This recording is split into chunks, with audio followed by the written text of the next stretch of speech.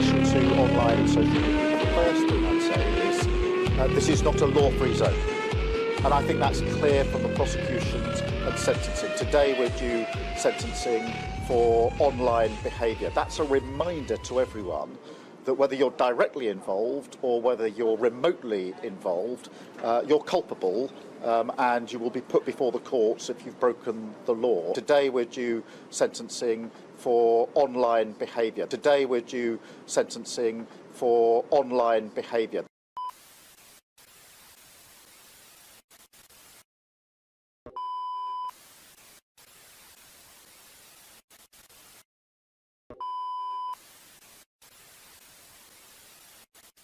Boom. All right. Is that working? Check, check, check. Bit loud on the levels there, but welcome everyone. You've caught the doc in how should we say post fried, well, fast food fried chicken bout of indigestion. I couldn't lay down, so usually late of an evening. Let me just switch off Commander Rix's cam. Late of an evening. After experiment, that means animal wellness check, where I come from, or it normally would, and it does apply today. And I thought I'd push out a stream because there's a couple of things we can go across, and that I wanted to just inform people. You'll notice that the chat ain't working very well. So now it looks like just Discord is coming through. So for anyone on, I don't see anyone commenting anywhere else. What's the matter with you?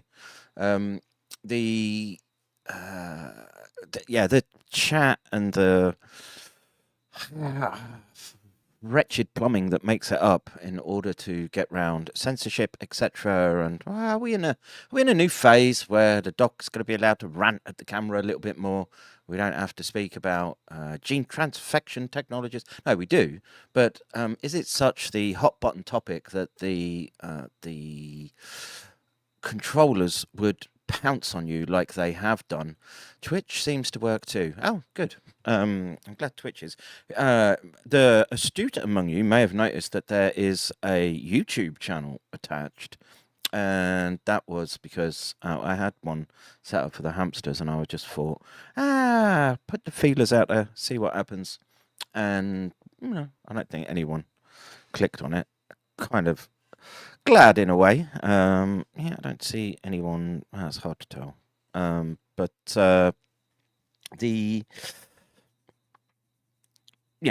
not use it if we have it? And it's we're in this space now. I don't see, again, no one's doing what we're doing, which is literal testing. And what was the end result of today? So we finished streaming, and then there's a whole bunch of lab stuff that needs doing, that just it takes time to sort of slog through that. It's the attrition warfare of science, right? And it separates the men from the boys, the capable from the incapable, the competent from incompetent. The list goes on and on. And funnily enough, what I wanted to do was, because of the nature of the type of testing that we've deployed, which is multiple motion sensing. And I'd been stuck with the sneaking suspicion that it was one of the sensors, which was basically a microwave Doppler radar, miniaturized, but was too sensitive. And we did the shielding, and then we put the box back, short of little mishaps whenever you disturb a sensitive bit of equipment. And what do you know, a new signal emerges in your setup. And it's important, tips for the budding researcher out there. It's incumbent upon you, when you take on a project, that you stay abreast of the data as it's coming in. Don't just flick on your machines and think, well, that's it, my job's done. No, it's not. You have to make sure and curate everything that passes through with constant quality control, system checks, yada, yada, yada, just to make sure that you're not spoofing yourself. And, it's spoofing yourself that is one of the things that we're trying to hammer out of people. Be careful what it is that you're ingesting. I'm just going back. The graphene spurgs on Twitter are hilarious. And you can, don't take long for the doc to get in there and find the sensitive spots. And the simple fact is, I think, a sneaking suspicion that a lot of the 5G spurgs literally are, how should we say, chlamydia and toxoplasmosis infected vectors of disease, and as a consequence, I think their mental faculties break down somewhat. Yeah. Who's disturbing me? It might be Wi-Fi. No. And what was I saying? These agents, etc., the inflammatory conditions that they induce, all have an impact on the brain. And this, I think, is primarily what's driving the 5G bandwagon. If I was to really, I started to pass out that part of the population, and I was really going to town on peeling apart the underlying biology and I think that they're and because they can't, or they're likely struggling, maybe, you get these chronic infections, and it can't be just regular biology. It's got to be something fantastical to account for the fact that the women have been hers all their lives, and they're sad cat ladies, and the simps that follow them around are just looking for a bit of that yeasty flavoured bandersnatch that really you should go now. You should only go near it with a catcher pole, 10-foot one. And so and in that, and then this article that Paul dropped, it sort of got me thinking. There's I can do a quick stream because, like I say, we're going to probably struggle to stream in the next day or two just because the amount of work we've got, etc., shielding all these cages, and we'll have a look at the result of that anyway. But we have to in this next phase, right? Pretty much anything emergent from the COVID space, I think, man, we've managed to contain it, and beyond the extended experimental procedures, which is looking where no one else is looking, which is the amyloids. We've got to be ready for what's coming next, and so as they emancipate the eschaton to the blockchain monad. I think it's important to try to think about how to balance the variables somewhat. That's the way of looking at it. Maybe a sort of systemized way, and think about how we can best just remain nimble of foot and make sure that we can pass data, test, and see where they're trying to gauging those corrigible nudge-like behaviors. Oof, man, that chicken is really slop. It pains me. So I'm gonna do. You wanted to have a look at I wanted to just show you quickly what happened in the lab. So don't crash on me. Don't crash on me as you want to do. Do this. And like I say, it'll probably be a quick stream, and then I'll skedaddle out of here because hopefully by then I will have digested whatever that rancid pile of seed oil and soy protein was.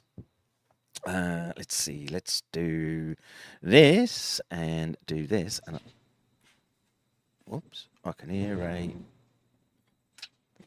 What's that? Hang on, I've got a. Okay, that closed that. So, next to my head, there, you can see the first cage we've done.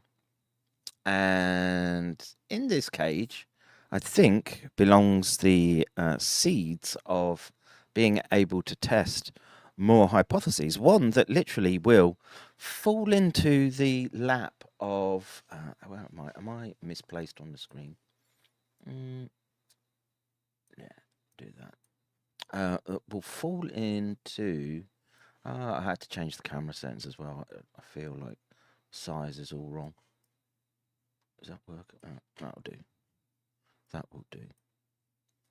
The seeds of being able to address more of these questions than just the amyloid question. Well, actually, it crosses over, and that is, well, what happens when you take an organism and you electrically isolate it and then bombard it with microwave, 5G Doppler radar at well, a level that probably, I would say, amounts to probably close to what your phone device is putting out. Maybe not. No, I don't know. Yeah, I want to say it's probably that power electronics. It's in that realm, which is what a lot of these people are freaking out about. Oh, look, you can see another one. Look, another two. Look, that's our lovebird couple. And they've been blessed by. Can you see that in the bottom left? I know the chat is sort of covering it, but you can see them sort of. I think. Yeah, the husbando has been kicked out whilst the hamster, the female, deals with her pups. But yes, so now out of just the emergent nature of the universe, we now have this little testing box. We'll have 6 of them going, and now we'll be able to really pass out if there's any impact from phone level Wi-Fi type signaling. And I would like to say, place your bets, please, if you would like to. I don't know what prizes are there. I guess the prize is that just you or we all just keep on rolling on. All right, I just want to bring up the chat there and get rid of that and that, and I want live stream chat so I can at least see. Hola todos los grasfinos. Yes, and look, it's not to say that the issue of biodigital convergence obviously is a corporate strategy, trajectory. It's embedded in all their corporate gobbledygook and weird contractual instruments that they want to push onto the population at large, and in effect, that state is already existing. And like I say, if you walk around with a telephone, there's probably so much data that they're pulling in that regard that short of when people talk about nano interfacing and data streaming, I don't think they comprehend the amount of data that entails. And just to draw your attention back to the screen, and that large box of electronics and server stood in the corner, I want to say generates about it's probably about, no, not including video, but just in bit rate and at a kilohertz, 1,000 times a second sample rate. And you would need orders of magnitude higher sampling rates for anything involving monocell or intracellular communication.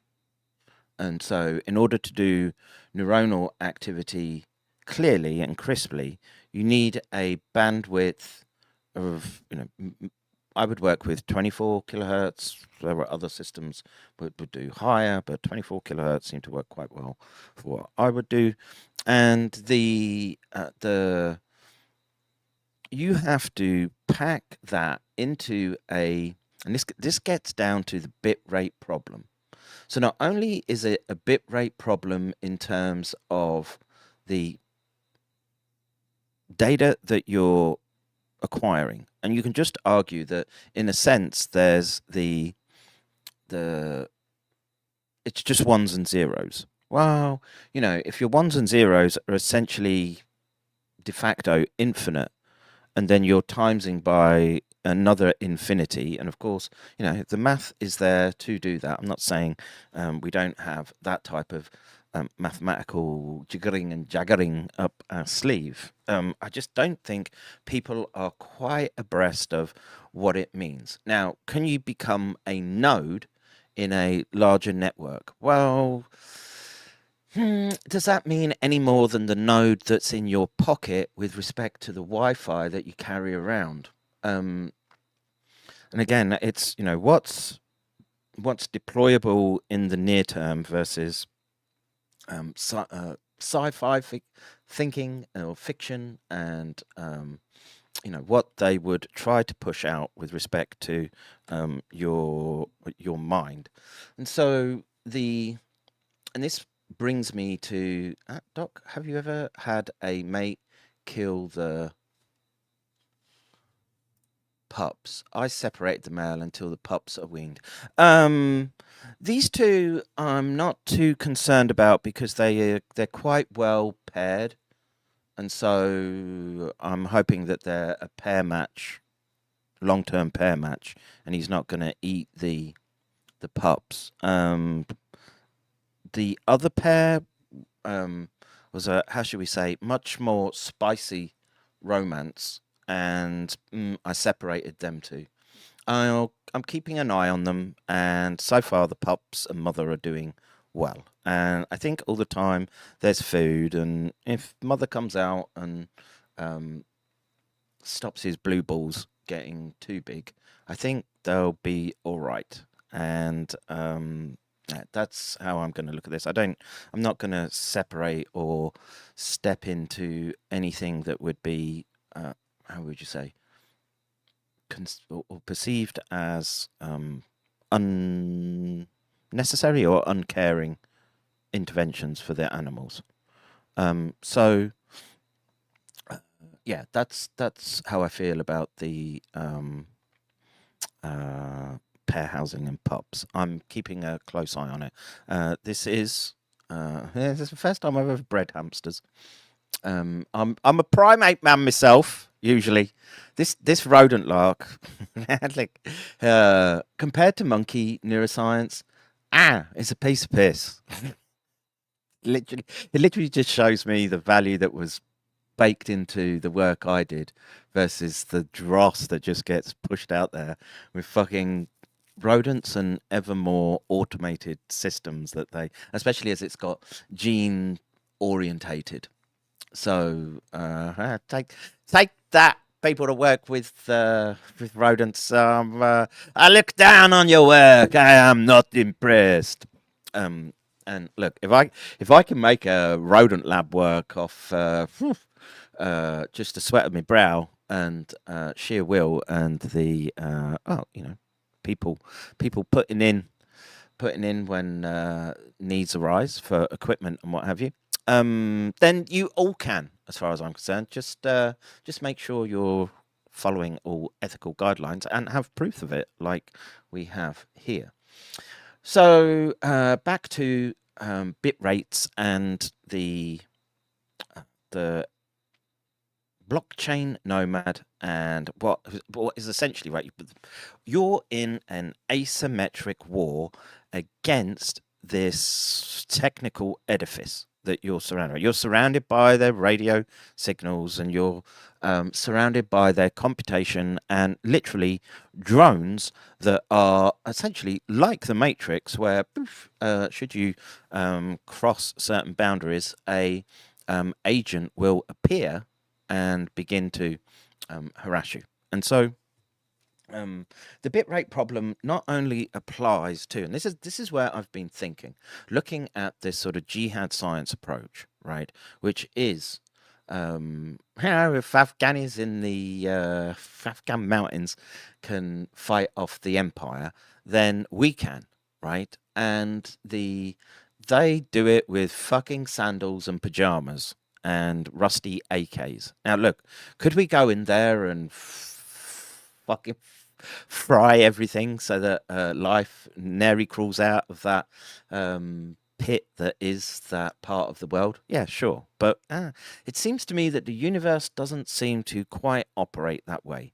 It wants to, it's either sort of control, manipulation, and are the Afghans being set up for another round of Empire Strikes Back in the future? Maybe.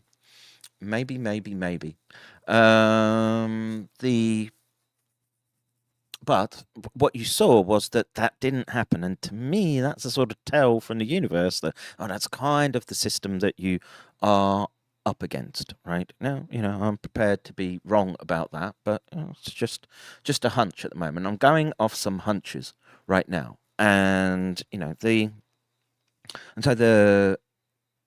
so we want to think about bit rates, and what is a bit. And so a bit just basically represents a state of information. How often you sample that state is down to you, but anything could be contained dependent on the abstraction within the language that you're using that says that bit contains whatever attached to it. You got to think very abstractive, and just even if you think about the noises that come from my mouth, if you broke it down and you said, oh, there's subcomponents with consonants and vowels, and then there's the noise and the shape that the vocal cords have to make, the motor neural control, there's a whole bunch embedded when we just say that if we look at one thing and you just said consonant or vowel, well, embedded in consonant and vowel again is this whole basically infinite universe once you start sort of trying to peel the edges apart.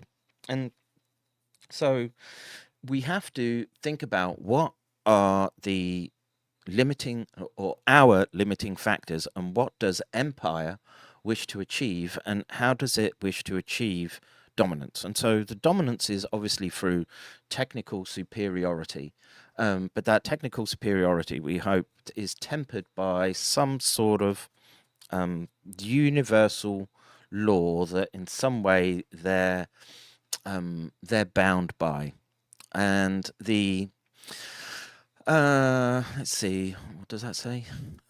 There's no setting the Afghans up. They're a force like the ocean. All of Afghanistan is. That's why it's the destroyer of empires. Yeah, well, you know, it's just start thinking about what that means, right? And I basically mean the default to the metaphysical. You could, you know, extract out those features and say, what does that mean in the information space, and what does that tell you about the universe? That there are these representations and there are these poles, if you were. And I think it's a very complex. It's not just to just choose another anachronism, multipolar. Multipolar doesn't even describe it. It's a complex geometry that we're all trying to wrap our heads around. And so this leverage that empire tries to go for is, you see it being played out in front of you all the time. It's why they try to grab your conscience with whatever news feeds they're pumping at you, and to grab you with whatever narrative that they can. And, you know, the more, how should we say, engaging it is, the better it is for them all the time that they can control it. And, you know, you can see that around the shit show that is just the politics that's shoved down your throat, whether it be the UK, which was basically just a change of window dressing. There's no difference between the last lot and this lot, except they're even more authoritarian and geared more towards the Great Replacement than, than the last lot. And so we have to then think, what's the methodology for fighting this? And the reason I'm sort of calling this stream this is because Tishbot actually put out a very interesting article. Yeah, interesting. As I say, interesting. So because what he did was he basically took or clipped out that Christ, if you call him Christian, Days of Noah.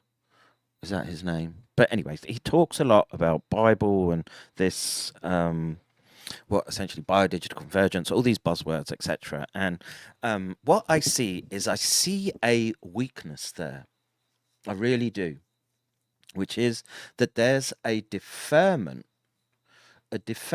to scripture and faith, not to diminish those things in any way, but once you've constrained oneself by looking at these events through that particular lens, does it diminish your ability to respond in a way that's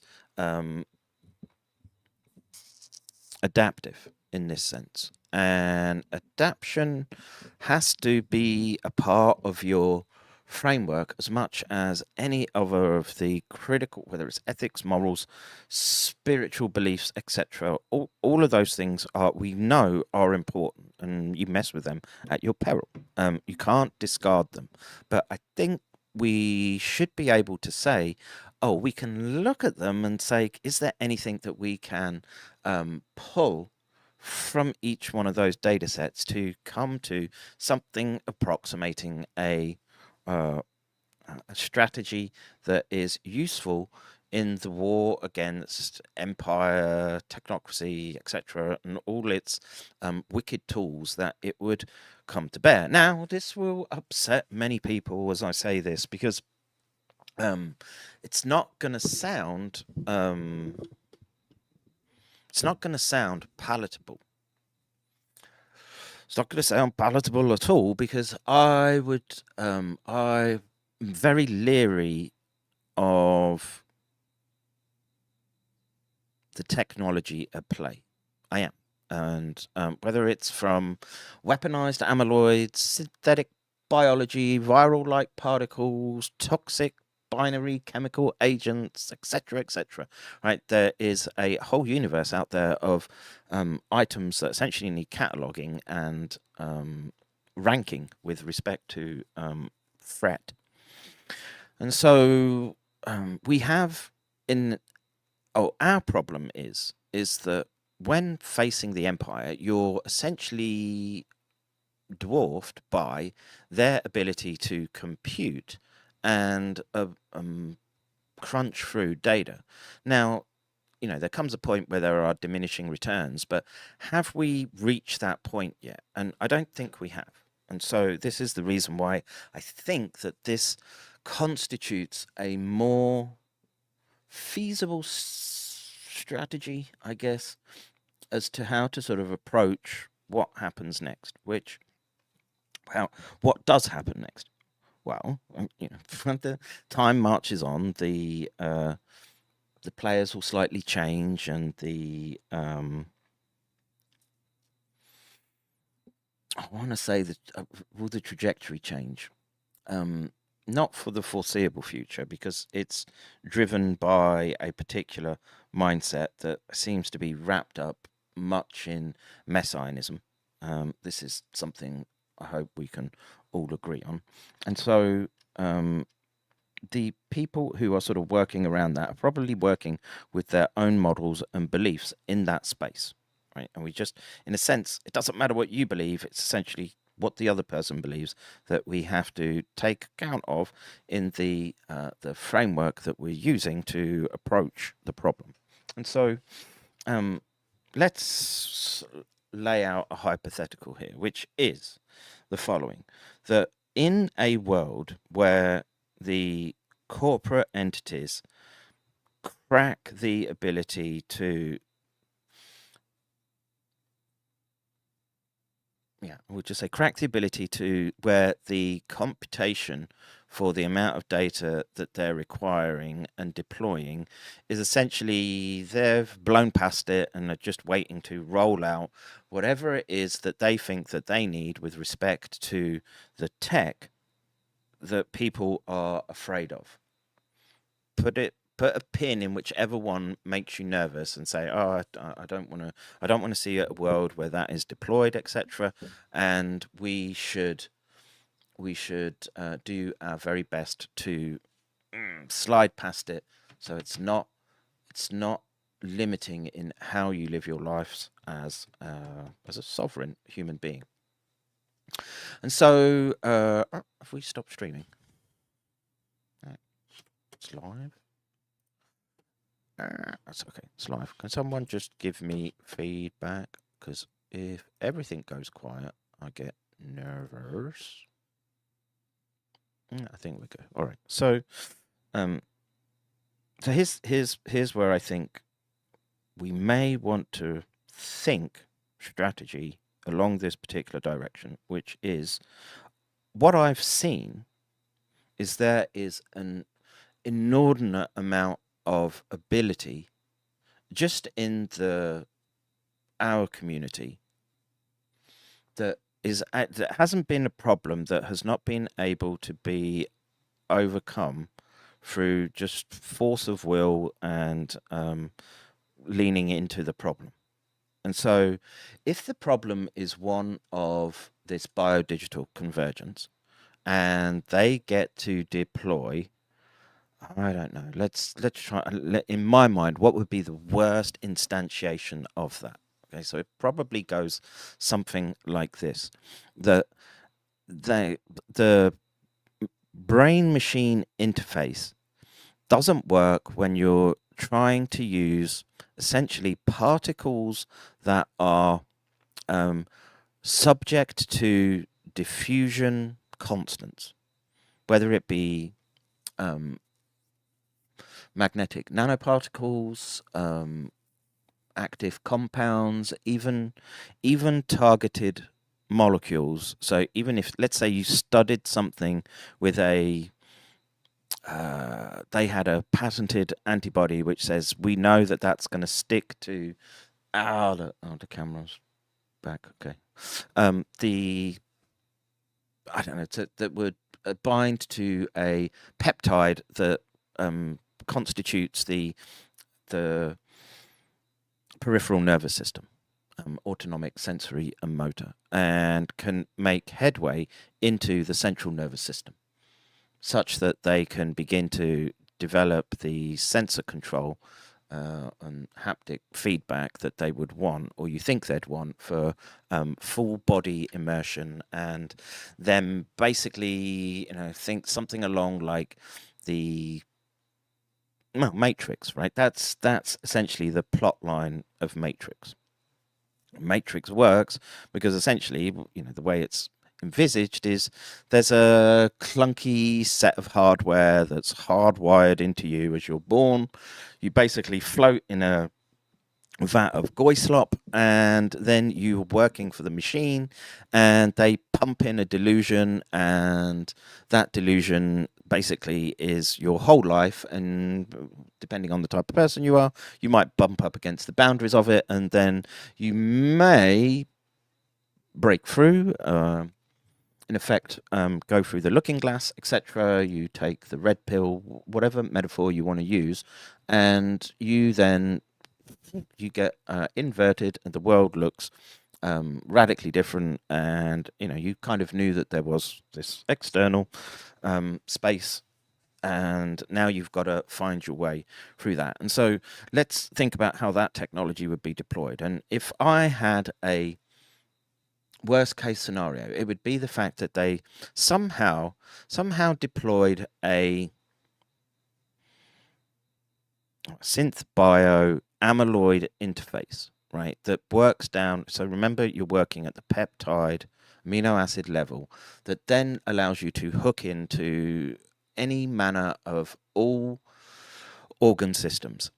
With that, they're then able to essentially whip together conductive fibrils that are, to a sense, conduits of information that then they can jack into, dependent on the organ system and how they extract out that data, be it electrochemical, electrophysiological, whatever, genetic, think whatever level you want to operate on the body. It's something along in that sort of space. And so if that's the case, then what do we, it's basically, again, the answers are there already for us, and they've been laid out in this fashion already. And it seems to me that the way to go is to, in effect, you have to hijack the direction with respect to the technology and deploy it in the same way that we've deployed here with the laboratory, right? And then you're basically in, what is that storyline? It's essentially the Matrix, right? The people in the Matrix, and for all its cheesy K26R flavored messianism, there may be, again, these nuggets of truth that you want to extract out of it. And so we need to focus on, is it possible at the, so if we do the first stages of this experimentation. This may sound a bit crazy, but bear with me, right? And we find in box number 1, just there, right, that suddenly we're able to start seeing, I think this is a very long shot, but let's just say this happens. We start to see the laying down of the very, very worst that is being, again, promulgated right now. It may be, because I'm looking at this graphene push again right now, and it bothers me because of the way that it sort of, it causes these people to aggregate, and you can see that these people do not understand the tech at play. And then in this instance, well, if you don't understand the tech at play, you're going to get swamped by its deployment every time. And so what our goal should be as a sort of distributed anarcho-syndicalist collective, whatever you want to call it, you start burrowing in to where that technology goes. And the way I think, or I see this technology working, is it's just, it has to be cheap at scale, right? And so if it's cheap at scale, it means that it's possible to play with it already. If how they're going to deploy it is something along the lines of encoding for, like I say, if they find a way to encode for an amyloid that is deploying globally through the body, I should say, and then is a device through which they can hook onto and begin whenever it is they want, data, etc. Data. I feel like Morpheus now. You've turned into, I don't have any batteries on my desk, but you've turned into nothing but a Duracell battery. I think it's more complex than that, and I'm loath to bite too far down into the messianic nonsense. What I want to do is to be able to bust the illusions of what that tech means and what it means to deploy. And, if there is something there, then the important thing is that you're able to use it in the same way that, it's amazing the stuff that if you watch these hacker conferences and you watch these kids, and they're young kids, really, and they just go on and they're like, oh, we did this, X, Y, and Z, and cracked, and, a lot of the time I'm just sort of left befuddled by their techniques. But if that's what that tells me is that the technology is approachable in a manner that is not outside of our reach right now, especially considering the technologies that are just laying around us, and the will of the people to find out who's doing what, where, when, how, and being able to push back in some form or fashion. And so the conclusion of that line of thinking is that we shouldn't be, and I'm not encouraging this body hacking by any means. I would suggest doing it in hamsters and monkeys and everything else, but then understanding that technology to such a degree that it's impossible for them to move in any direction, lest it be a literal quantum jump to another universe where, I don't know, the clock resets and it all starts again. And I'm sort of down with trying to push in that direction. And so I'm tacking on an extra specific aim to the studies here, which is as we begin to isolate and look at the, well, it's not bioinformatic, biophysical properties of the system that we set up, which if there are amyloids at play, weaponized amyloids, is there differences when we're bombarding them with electromagnetic stimulation, and what happens when, you know, we can start tuning those little Wi-Fi nodes to sort of output signals in any manner that we want. And, you know, are there sweet spots in the frequency spectrum, etc., where we could mess with the biology in measurable ways and repeatable ways? And that's where I think, or what we should aim to do as a scientific endpoint. It's not just pathophysiology. And so just as I wrap this stream up, it's going to be a short one. I can feel the indigestion abating somewhat. I said abating, not what you think I said. Let's just have a look at our wee beasties. And let's do this, and there, look, in those hamsters are going hell for leather. XX3N, I want to say, did she get vaccine? Maybe. Anyway, that's the one who's currently covered by electromagnetic Faraday cloth, right? That's a completely isolated animal. And let me just get my notebook. I've got it here. XX3 took saline today, and she's had it intracardiac, and she's had a intramuscular shot. And yeah, the bits of data are flowing in, and now we'll be able to really tease it apart, and without the constraints that are normally present. Let's see, let me just check the chat real quick. But that's, look, if people have a difference of opinion, I want to know. Like I say, I think if you're going to constrain yourself by worrying about the scriptural side of it, you're not thinking through, because in a sense, you're just deferring to messianic belief. There's some savior complex in there. And yeah, I would just say there's until the fucking cavalry gets it, there ain't no one coming right now. And it's on you. It's on you and me and everyone else. And we should strategize accordingly. And like I say, I don't, you know, you'll speak to scientists who'll write off all that stuff. And this is what I'm saying to the graphene spec. Look, I'm not writing off your concerns.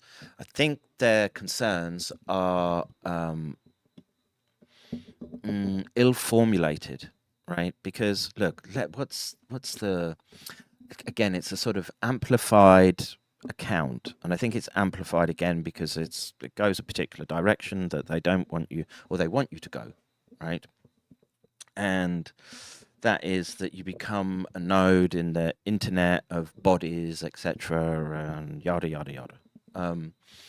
And I was trying to think of a way to sort of best illustrate that. So, are you concerned that essentially your body is in or acting as an antenna for the FM radio station in your local area?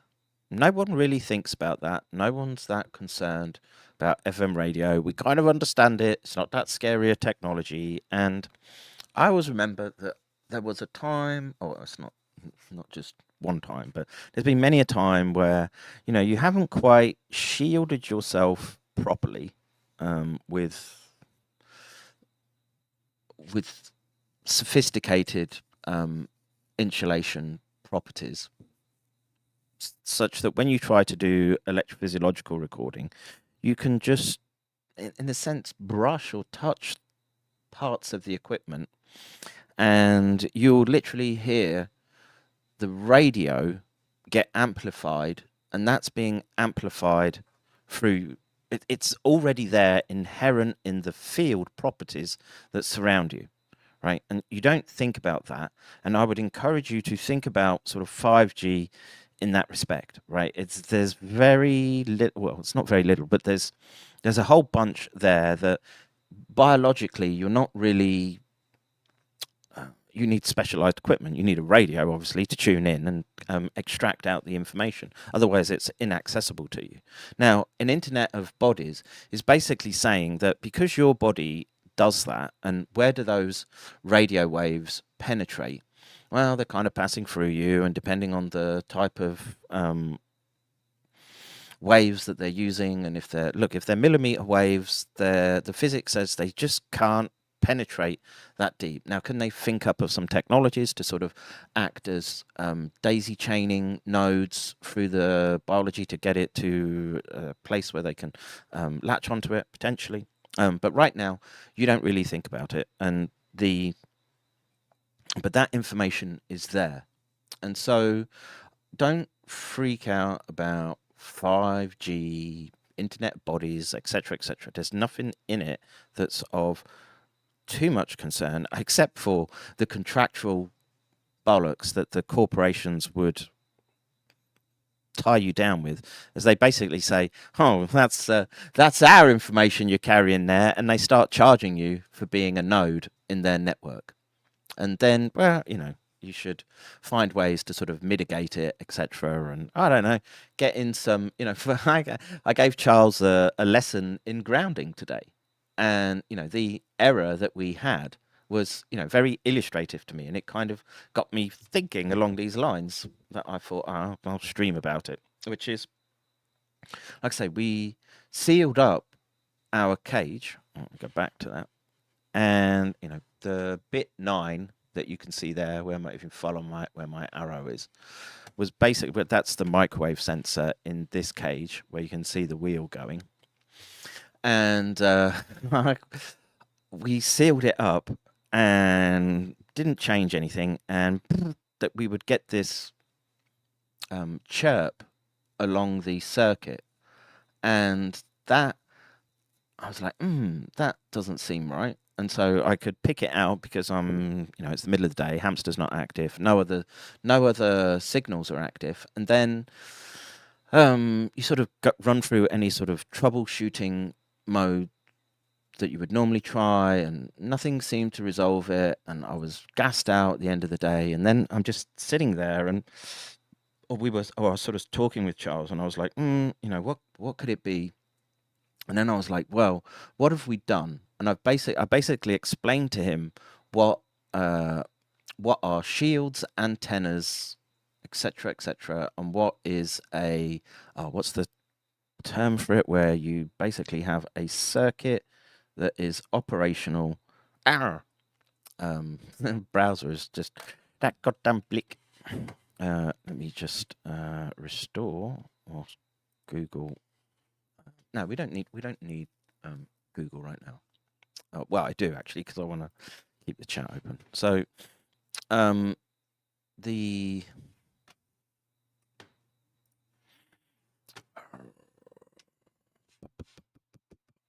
my camera? There we go.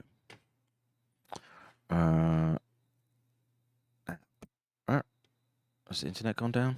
No. Okay, that's back. That's back. That's back. All right. Trust. Do you trust government, tech giants, predatory academia, science, industry, etc.? No, I don't. Why do you think I'm doing this? What do you think this is about? I do not trust those people. Far from from as far as I could squeeze out a deuce. Not very far. All right, so a mass participation debating negative or positive trust rating will delegitimize bad actors. It's not illegal, not aggressive. A lack of trust should be the new narrative, the new conversation. To regain trust, they'll have to work their bollocks off and do it consistently over time. Yeah, I mean, that's a good way of doing it, but the way that you restore trust is understand to the very fundamentals the technology they're deploying, and the technology they're deploying, because they have to deploy it at scale, means it must be able to be manipulated by us. And even, you know, maybe it might mean a bit of specialized equipment like an atomic force microscope if you really wanted to drill down into the peptides or I don't know, I think graphene, right? Graphene and what functional groups they plaster all over it. But we can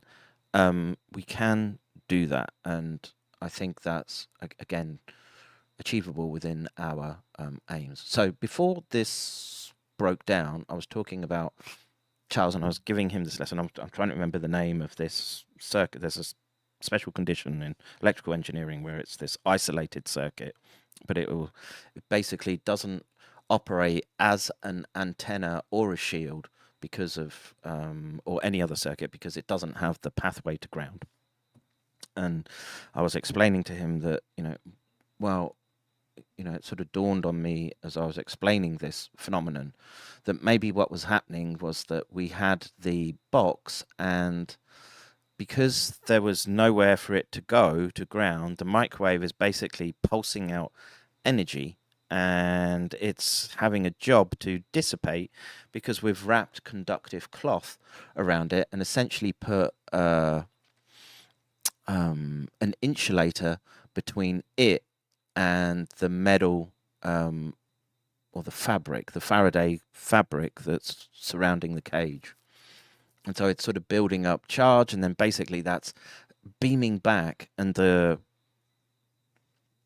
Wi-Fi detector side is picking up the accumulated signals, and it's even maintaining the signal structure somewhat, that it's, and it almost looked like sort of normal behavior. It had a sort of cadence to it, about sort of every half a second in bursts. And so, then just began, you can almost see the grounding cable as I took that and then ran it into, I made sure we had an expensive copper stake basically buried into the ground, and end terminal box, and so that I can latch onto it, because having worked in this space, I know these kind of errors and slip-ups you get when you're trying to deal with biology. And look, are there electrical engineers, radio engineers who are far better at this stuff? Yeah, there are. Do they carry the requisite physiological skills, etc.? They're more difficult to find. And like I say, I have many a year now dealing with these phenomena, and I am just thinking that with amyloids, we have this opportunity now to test out to destruction 5G and beaming organisms that essentially have had nanotech blasted into them, and see what happens. And I think that that's a way to fight, and we should utilize what tech we can when we can, and that means a distribution of what we find in as open source manner as possible, and well, there's no other choice but to continue to keep moving forward, testing and doing exactly what we're doing at the moment. And yeah, I think that's kind of where I'm going to leave it off today. It's 2 a.m., so I'm going to leave it there. All right, so Simulacra and simulation, John Brilliard. We need to go deeper into the matrix. That rings a bell to me. Let me have a look at that. Let's do this. Don't crash on me, Google. I'm fucking so sick of Google, but I'm just, I'll stick in the mud. Simulacra and simulation is a seminal philosophical work that challenges the notion of reality. Baudrillard, a French philosopher, argues that modern society is no longer based on authentic experiences, but rather on simulations or copies without an original. He proposes that our world is filled with simulacra or fake representations, which have replaced true experiences, making it impossible to distinguish between what is real and what is not. This concept has far-reaching implications, critiquing the notion of objective truth and our understanding of the world around it. Meh, sounds a bit like neo-Marxist deconstructionist crap to me. I think you can test it, lick spittles, and that's what we're here for. And whether it's spike proteins, plasmids, graphene supermolecules, amyloid, fucking brain interfaces, etc. I think it's all amenable to testing. Don't let them fool you into thinking you can't test stuff and come up with more erudite descriptions of the base reality that you're in. The base reality might fucking suck, but it's your job to find out where the suck ends. All right. I've finished already. I'm wrapping up. So, yeah, I'm about to call it quits. That's an hour and 10 minutes you had out of me, including the stream earlier. I'll just see if anyone is not the K26R today. Shout out to the Tishbite, who basically, well, I don't know, it was a confluence. There's that synchronicity, that are those synchronicities, are they fake experiences? I'm not so sure. I still think there's plenty to find out, and there's plenty of ways to check these fuckers. That's what I think. And we can do it in a way that isn't full of the histrionic fucking gobshite that comes across that I see on fucking Twitter every day. Right, I'll fucking out of here, and you watch the mind-warping ending as I get out. And yeah, the only reason I can do this is because of people like Tishbite and others who support this work. And doesn't it look fantastic work over there? Look at that. Look at our little 5G bio convergence device. Wait till I get probes into his brain and we start getting all that data. Oh, it's cooming, folks. It's cooming. All right, I'm out of here. Take care. God bless. See you in the next one. If you make any further inquiries, or if you say a single word to anyone about what you have seen, there will be the most dire consequences for you and your family. Do you understand?